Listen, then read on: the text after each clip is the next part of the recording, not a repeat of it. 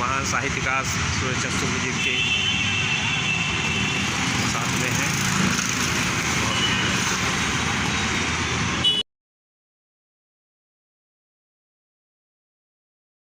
और हमारे सामने बैठे हुए बहुत से लोग हैं, उनका नाम न ले तो कार्यक्रम की शोभा अधूरी रह जाएगी। और इस समय यहाँ पर यूएसए से आए हुए हैं हमारे आदरणीय वीपी सिंह जी, गायत्री सिंह जी, जरा खड़े हो जाइए। हम लोग ताली बजा के स्वागत करेंगे, बाद में आपको माल्यार्पण करेंगे, क्योंकि हमारे आदरणीय गायत्री जी का जो बहुत कीमती समय है, इस समय यूपी समिट हो रहा है, तो उसमें भी काफ़ी व्यस्त हैं। और आपको जैसा कि पता है कि आप अध्यक्ष उत्तर प्रदेश राज्य सड़क परिवहन निगम भी हैं, तो इसलिए भी बहुत ज़्यादा ये जिम्मेदारी बढ़ जाती है इनकी। तो आओ रुको,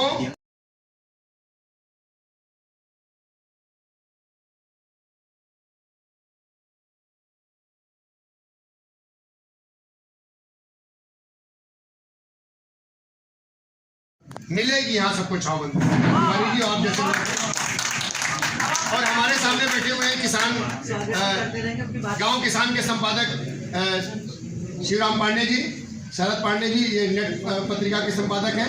हमारे सामने बैठे हुए हैं फिल्माचार्य आनंद शर्मा जी। जब ये कार्यक्रम आगे बढ़ेगा वो भी आगे कुछ बताएंगे। इन्होंने हमारे 6 नाटकों का इसी लखनऊ में मंचित किया है। और नीरज इधर आइए।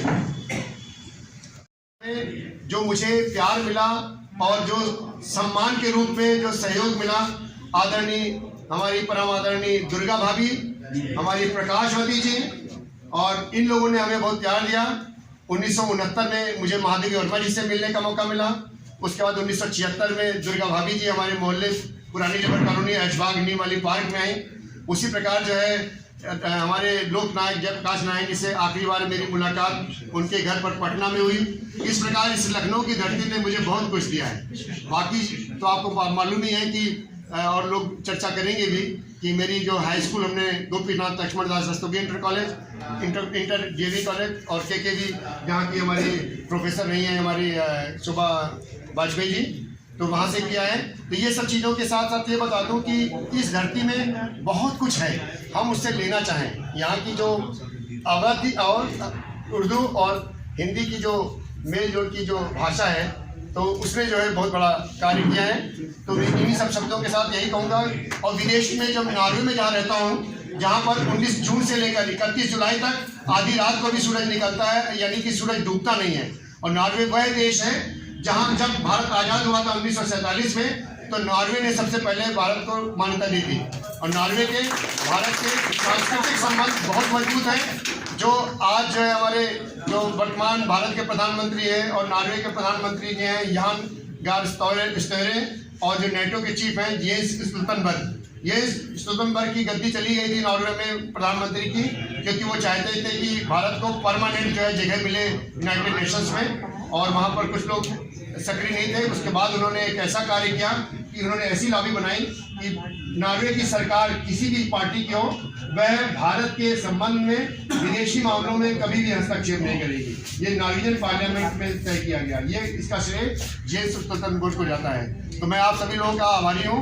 येंस जी और जो वर्तमान नॉर्वे के प्रधानमंत्री हैं वो भी हमारे राजनीतिक मित्र हैं, बहुत अच्छे मित्र हैं। यहाँ जब मिलना मुश्किल होता है, वहाँ मिलना बहुत आसान होता है। और मुझे ये भी बहुत गर्व की बात है कि द्रौपदी मुर्मू जी, जो हमारी पहले फेसबुक फ्रेंड थी, वो हमारी देश की राष्ट्रपति बनी। और राष्ट्रपति बनने के बाद उन्होंने 2 मैसेज किए, लेकिन अभी तीन दिन से वो उससे हट गई हैं। लेकिन मुझे दूसरी तरफ से सूचना मिली है कि हम उनसे पत्र व्यवहार कर सकते हैं। तो इन सब शब्दों के साथ मैं इतना ही कहूँगा, तब तुम्ही से लेकर प्रकाशित हुए, चाहिए और क्या था सहारा मुझे, रूप इतने खड़े आज पछता रहे, प्यार इतना मिला है तुम्हारा मुझे। को शाश्वत सम्मान प्रदान किए जाने के इस अवसर पर यहाँ उपस्थित आयोजक मंजू शुक्ला जी, प्रोफेसर कृष्णा जी श्रीवास्तव जी, शाश्वत सम्मान प्राप्त डॉक्टर सुरेश चंद्र शुक्ला को शाश्वत सम्मान प्रदान किए जाने के इस अवसर पर यहाँ उपस्थित आयोजक मंजू शुक्ला जी, प्रोफेसर कृष्णा जी श्रीवास्तव जी, शाश्वत सम्मान प्राप्त डॉक्टर सुरेश चंद्र शुक्ला, साहित्य जगत के सभी साहित्यकार, कविगण, आपको सभी को मैं नमन करता हूँ। यहाँ उपस्थित मीडिया से जुड़े हुए मीडिया बंधुओं, भाइयों व बहनों व साथियों, सर्वप्रथम शरद आलोक जी को मैं दोहरी बधाई देना चाहता हूँ। एक तो कल इनका जन्मदिन है, ये सैकड़ों साल जिए, 7 वर्ष पूरा करें, और केवल 7 वर्ष ही न जिए, 7 वर्ष इसी सक्रियता से, इसी स्वस्थ होकर के, इसी तरह से मुस्कुराते हुए जिए। इसके लिए मैं आपको बधाई देता हूँ। आपको मैं बधाई देता हूँ शाश्वत सम्मान पाने के लिए। जैसा अभी मंजू जी ने सही कहा,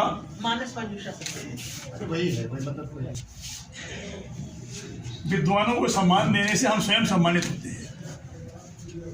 शरद आलोक जी ऐसे विद्वान हैं, ऐसे नेक इंसान हैं कि जिनको सम्मानित करने में हम सब गौरवान्वित महसूस कर रहे हैं।